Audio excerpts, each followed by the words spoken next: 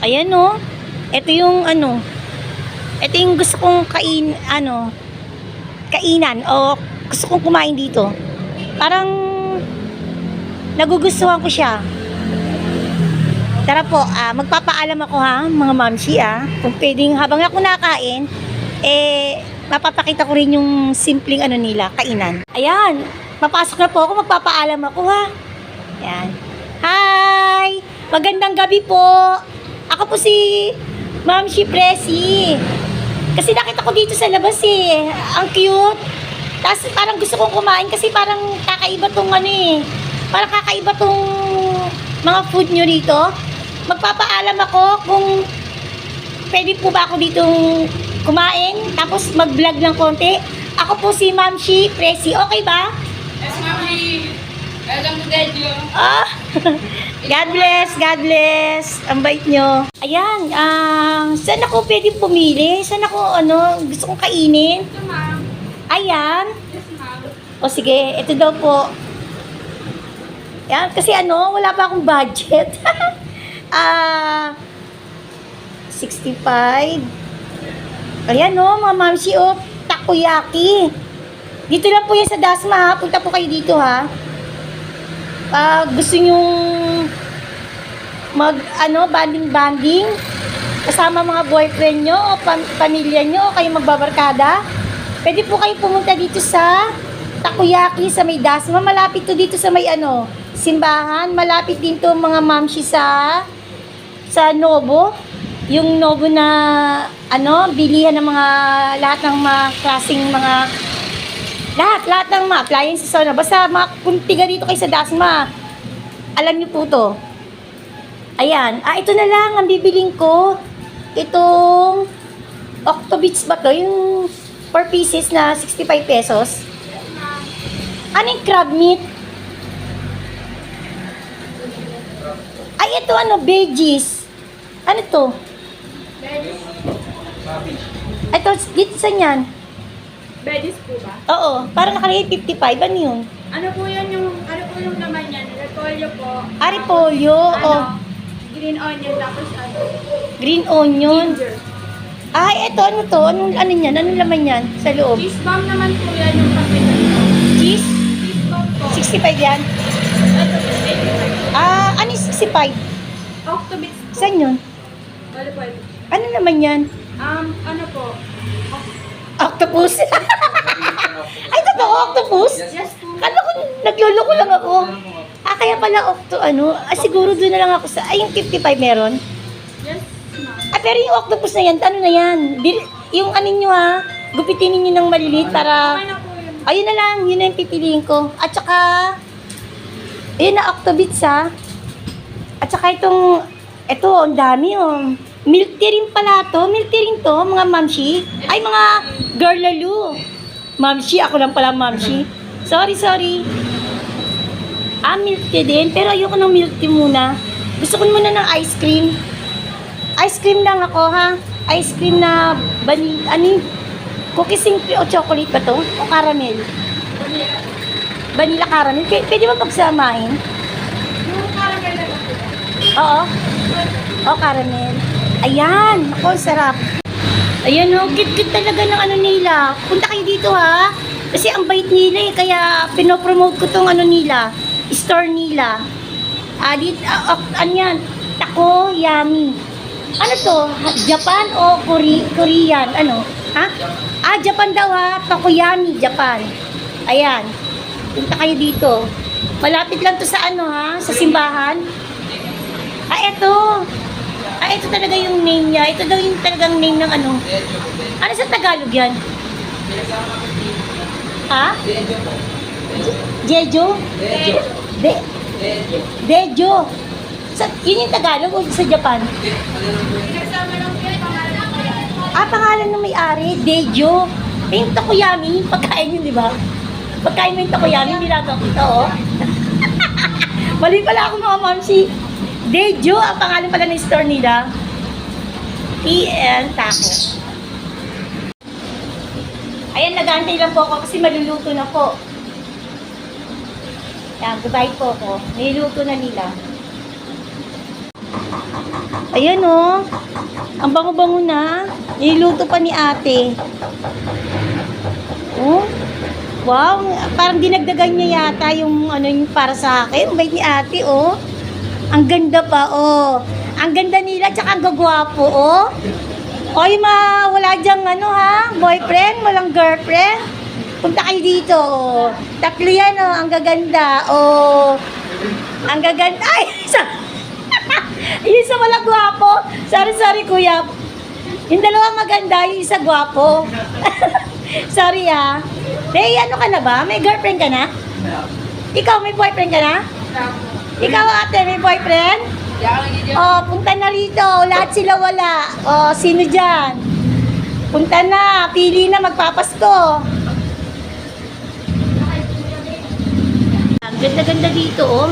Simple lang yung ano nila, pero elegante. Maganda talaga oh. Kung gusto nyo kayo mga makabanding yung mga jowa nyo, mga barkadayin dyan, no? Punta na kayo, oh. Ayan, pwede kayo dito. Sa Dasmariñas. Ano bang ano to? Ano bang street to? Hindi nyo rin alam? Oo, basta malapit lang dito sila sa Novo. At saka dito sa may simbahan. Ayan, highway dito. Malapit din sa Sakayan. Ayan, oh. Galing ako ng simbahan. Yan, punta na kayo dito. Ang babait nila. Dejo, ang may-ari ba niya ito hapon? Pilipino. Bakit pang Japan ng ano nila? Nag-work ba siya doon? Ganon? May business din. Oo. Japanese din. Saan yung banda para mapunta ko sa Food Square sa may bandang ano yun? Ramin? Saan yung banda? Malapit doon sa may doon sa simenteryo. Kasi nga, puntahan ko yun. Pwede nyo may patawagan. Kaya mamaya bukas, kamo may pupunta doon na vlogger. Ha? Rami? Ano pangalan nun? Naiji. Sige, ko nga, puntahan ko. Ay, ano muna yung may-ari na, kasi galing na siya dito. As, baka pwede din mag-vlog doon, kakain din mo. Okay. Sige, ramen naman. Ayun, nako. May pupuntahan akong bago kong iba-vlog.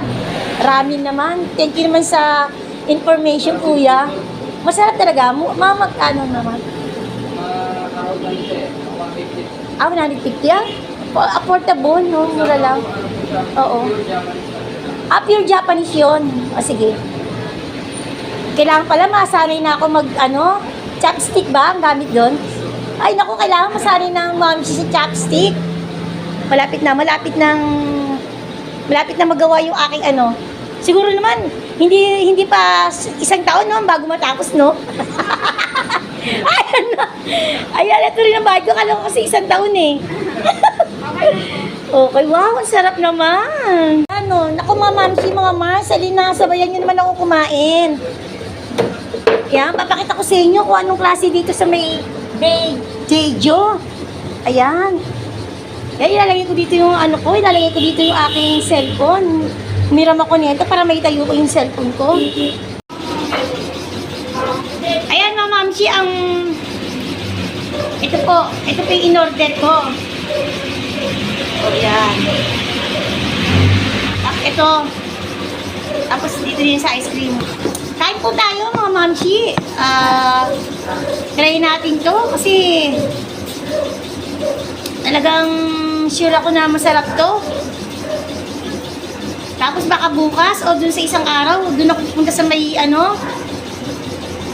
sa may ramen naman. Kanila din po yun. Yung sa ramen.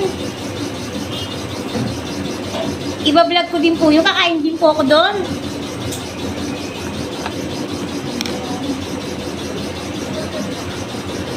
Ayan, nagdasal po ako kahit saglit lang, kahit konti lang.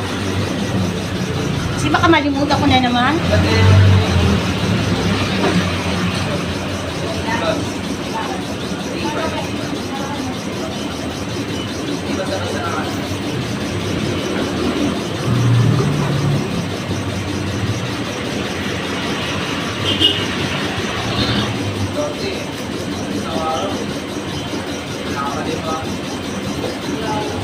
Ang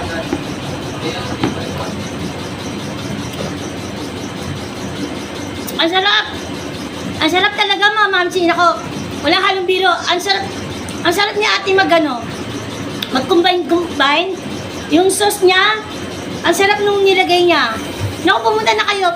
Kahit hindi araw ng linggo, kasi linggo ngayon eh. Magkagalit ko simbahan. Kahit hindi linggo, open naman sila eh. Open ba kayo, mga magaganda? Oh. Open daw po sila. Every day. Kaya punta na po kayo rito. Ang sarap talaga. Walang halong biro. Dapat yung o-orderin ko yung octopus eh. Kala ko noonan, nanduloko lang ako na kasi ano yun eh, octabits. Eh kung yan, octopus, niloko ko lang kasi octa. Totoo pala, octopus, kasi parang nag-aaral ako, parang ang words ng sa octopus, octa ang start. Yun yung mga mamsi, naalala ko pa yung pinag-aralan ko. Kaya nabanggit ko yung octopus.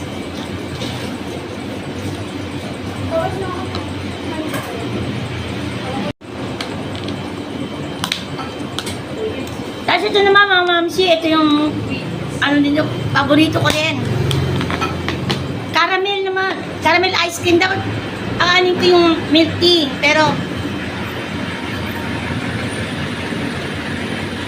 caramel na lang po itong inano ko. Ito.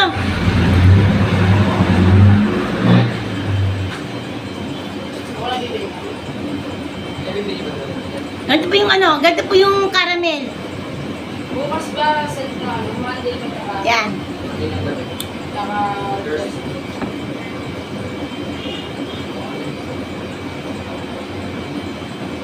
Ang sarap pala ng caramel. Dapat yung isa yung cookies, cookies, yon. Ito na lang caramel.